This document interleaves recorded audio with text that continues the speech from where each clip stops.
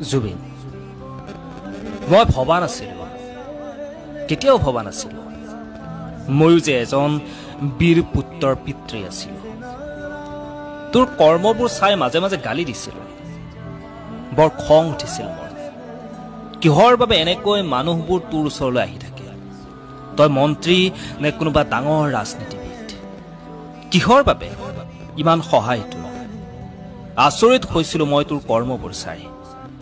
এতিয়া ভালকৈ উপলব্ধি কৰিছোঁ, তোৰ গীতৰ প্ৰতিটো শব্দই আজি মোকে নহয় গোটেই অসমীয়াক কন্দুৱাই আছে। জুবিন, নাতি এটা চোৱাৰ বৰ হেঁপাহ আছিল। তোক মাজে মাজে বুজাইছিলোঁ মই, কিন্তু তোৰ এটাই উত্তৰ আছিল, গোটেই অসমীয়া হেনো তোৰ সন্তান। তই মাজে মাজে কৈছিলি যে তোৰ কোনো জাতি নাই, তোৰ কোনো ধৰ্ম নাই। তেতিয়া মোৰ